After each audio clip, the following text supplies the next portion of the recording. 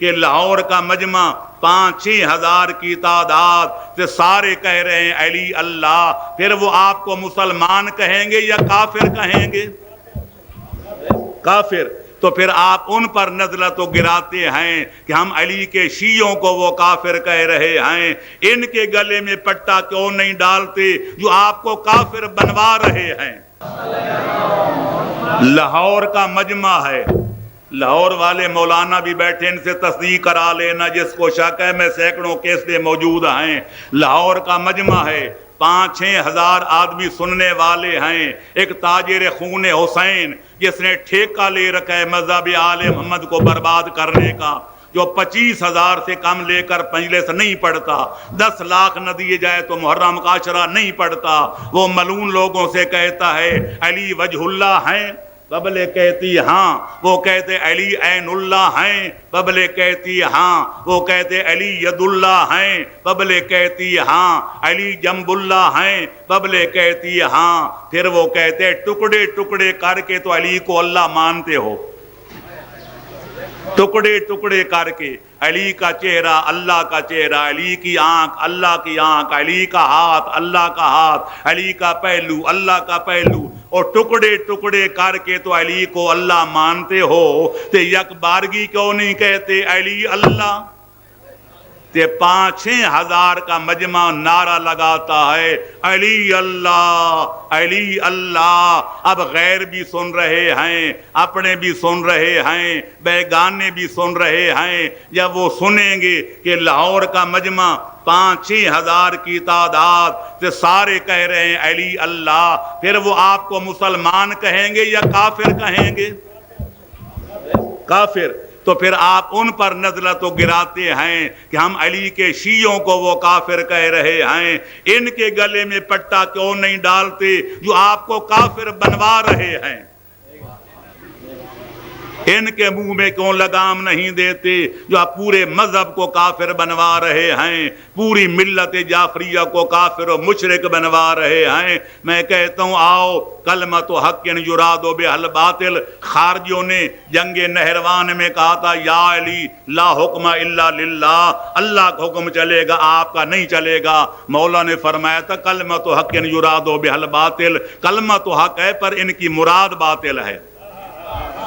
حقیقی حاکم یقیناً اللہ ہے، پر اللہ بندوں کے سامنے آ کر تو حکم نہیں دے گا کہ میرے بندوں نماز پڑھو، میرے بندوں روزہ رکھو، میرے بندوں سچ بولو، میرے بندوں پورا تولو۔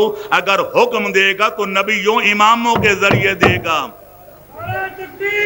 اللہ اکبر یا رسول اللہ یا علی۔ یہاں بھی وہی بات ہے، میں کہتا ہوں میں نے اپنی کتابوں میں لکھا ہے، سارے علماء کا عقیدہ ہے علی وجہ اللہ ہیں، علی عین اللہ ہیں، علی ید اللہ ہیں، علی جنب اللہ ہیں، علی اذن اللہ ہیں، پر یہ سوچو کہ ان القاب کا مطلب کیا ہے؟ بچہ پیدا ہوتے ہماری عادت ہے کہتے اس کی ناک نانے کی طرح ہے، اس کے جو ہاتھ وہ ماموں کی طرح ہیں، اس کی آنکھیں دادے کی طرح ہیں۔ کیا علی کی یہی بات ہے کہ اس کا چہرہ اللہ کے چہرہ کی طرح ہے؟ علی کی آنکھ اللہ کی آنکھ جیسی ہے؟ علی کا ہاتھ اللہ کے ہاتھ جیسا ہے؟ اگر یہی معنی لیا جائے تو قرآن جو کہتا ہے لیسا کمثلہ شیء، اللہ کی کوئی مثال نہیں ہے، پھر اس آیت کا مطلب کیا ہے؟ پھر تو علی اللہ جیسے بن گئے، وہ لیسا کا مثل ہی نہ رہا۔ وَلَمْ يَكُنْ لَهُ كُفُوًا أَحَدٌ، اللہ کائنات میں کوئی اللہ جیسا نہیں۔ وہ قرآن کدھر جائے گا؟ یہ آیات کدھر جائیں گے؟ مسلمانوں شیعان علی کا عقیدہ کدھر جائے گا کہ اللہ بے مثل و بے مثال ہے؟ لہذا ان القاب کے معنی غلط کیے جا رہے ہیں۔ میں پوچھنا چاہوں گا جو علی کے چہرے کو اللہ کے چہرے جیسا کہتے ہیں، آپ کہتے ہیں یعنی کہ کعبہ بیت اللہ ہے، اللہ کا گھر؟ کیا اللہ خانے کعبے میں رہتا ہے؟ حضرت صالح کی اونٹنی کو آپ کہتے ہیں ناقۃ اللہ، قرآن نے بھی کہا ہے اللہ کی اونٹنی، اللہ اس پہ سوار ہوتا ہے؟ نہیں۔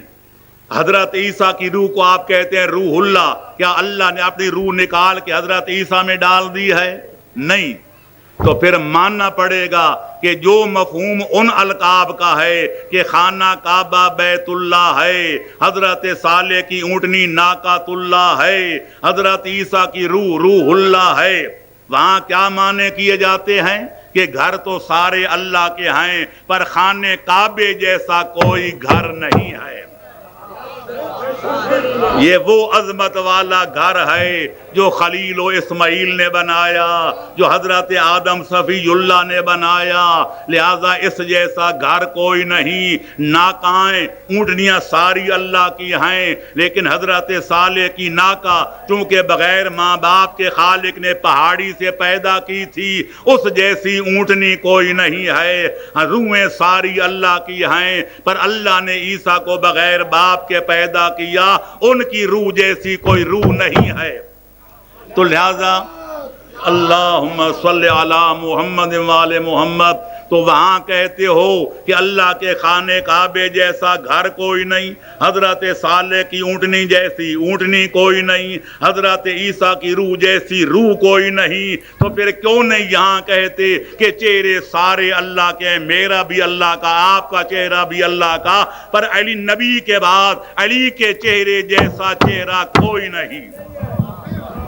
کیوں کہ یا علی، باقی لوگوں کے چہرے کبھی خدا کے سامنے جھکتے ہیں، کبھی مخلوق کے سامنے جھکتے ہیں، کبھی خدا کو سجدہ کرتے ہیں، کبھی بتوں کو سجدہ کرتے ہیں۔ علی کا چہرہ وہ مقدس چہرہ ہے جو ولادت سے لے کر شہادت تک کبھی غیر اللہ کے سامنے جھکا نہیں ہے۔ یا علی، تبھی تو ہمارے بھائی بھی کہتے ہیں کرم اللہ تعالی وجہہ، ہم کہتے ہیں علیہ الصلاۃ والسلام۔ ہمارے بھائی، ہمارے بھائیوں کے علماء دوسرے بزرگوں کے لیے کہتے ہیں رضی اللہ تعالی عنہ، علی کا نام آئے تو نہ علیہ السلام کہتے ہیں ہماری طرح، نہ رضی اللہ تعالی عنہ کہتے ہیں ان کی طرح، ان کے لیے علیحدہ لفظ نکال رہے کہ کرم اللہ تعالی وجہہ۔ ملا علی قاری سے پوچھا جاتا ہے کہ مولانا کیا بات ہے، آپ علیہ السلام کیوں نہیں کہتے؟ وہ کہتے ہیں کہنے میں حرج تو کوئی نہیں، پر نہیں کہنا چاہیے کیونکہ رافضی کہتے ہیں۔ اگر ہم بھی علی علیہ السلام کہیں تو لوگ ہمیں رافضی سمجھیں گے۔ بھائی رضی اللہ کیوں نہیں کہتے؟ کہتے ہیں اللہ کبھی علی پر جب ناراض ہوا نہیں تو دعا کیسے مانگیں کہ اللہ راضی ہو جائے؟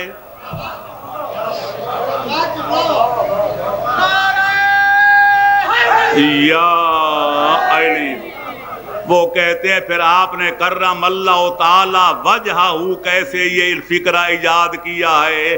کہتے ہیں اس لیے کہ لِأَنَّهُ لَمْ يَعْبُدْ لِصَنَمٍ قَطُّ، علی اس کائنات میں نبی کے بعد واحد شخصیت کے مالک ہیں کہ جنہیں ولادت کے پہلے لمحے سے لے کر شہادت کے آخری لمحے تک یہ پیشانی اللہ کے سوا کسی غیر کے سامنے جھکائی نہیں ہے۔ یا علی، اللہم صلی علی محمد وآل محمد۔ لہذا علی کا چہرہ وہ ہے جس کو اللہ نے ہمیشہ محترم رکھا ہے، مکرم رکھا ہے، محتشم رکھا ہے، محترم رکھا ہے کہ علی نے کبھی غیر اللہ کے سامنے پوری زندگی میں پیشانی جھکائی نہیں ہے۔ تو لہذا میرے عرض کرنے کا مقصد کہ علی کا چہرہ وہ چہرہ ہے جس جیسا چہرہ کوئی نہیں۔ ہماری آنکھیں کبھی حلال کو دیکھتی ہیں، کبھی حرام کی طرف نگاہ کرتی ہیں، علی کی آنکھ وہ ہے، وہ علی کی آنکھ ادھر نگاہ کرتے جدھر خالق کی اجازت ہوتی ہے۔ یا علی، ہم کبھی قرآن سنتے ہیں، کبھی غنا سنتے ہیں، کبھی مومن کا گلہ سنتے ہیں، کبھی آل محمد کے فضائل سنتے ہیں، لہذا ہمارے کان آواز حلال بھی سنتے ہیں، آواز حرام بھی سنتے ہیں۔ علی کا کان وہ محترم کان ہے جو سوائے حلال چیزوں کے کبھی حرام کی طرف متوجہ ہوتا ہی نہیں۔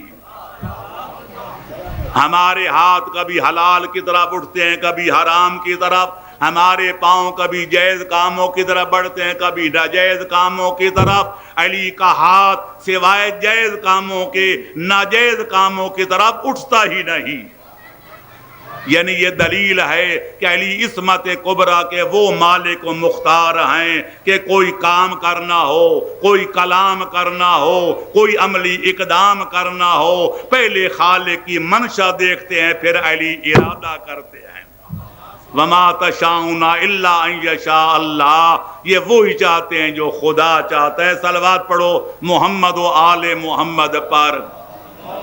یہ ان القاب کا مطلب یہ تھا کہ ان کا ہر قول، ان کا ہر فعل، ان کی ہر حرکت، ان کا ہر سکون، ان کا ہر کام، ان کا ہر کلام، ان کا ہر اقدام مرضی خالق دو جہان کے مطابق ہوتا ہے۔ وہ علی چاہتے ہی وہ ہیں جو خدا چاہتا ہے۔ ہم نے ان کو گھڑا گھڑایا، بنایا، ہو بہو خدا بنا دیا۔ اللہ کا چہرہ دیکھنے تو مولا علی کا دیکھ لو، اللہ کا ہاتھ دیکھنے تو علی ولی کا ہاتھ دیکھ لو، اللہ کے کان اور آنکھ دیکھنی ہے تو مولا علی کا دیکھ لو۔ پھر خدا بے مثل کیسے رہا، وہ بے مثال کیسے رہا؟ وہ تو وہ ہستی ہے جس کی کائنات میں مثال کوئی نہیں، جس کی نظیر کوئی نہیں، جس کی شبیہ کوئی نہیں، جس جیسا کائنات میں دوسرا اور کوئی نہیں۔ صلوات پڑھو محمد و آل محمد پر۔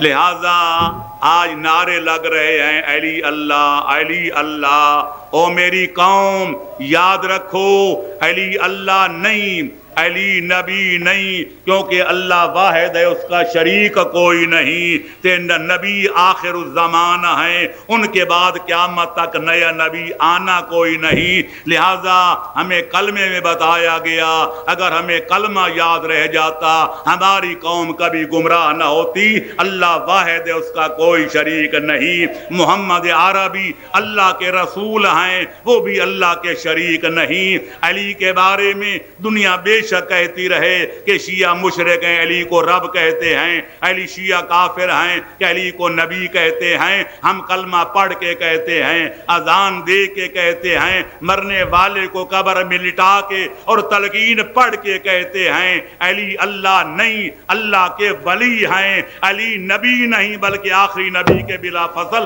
وصی ہیں۔ یا علی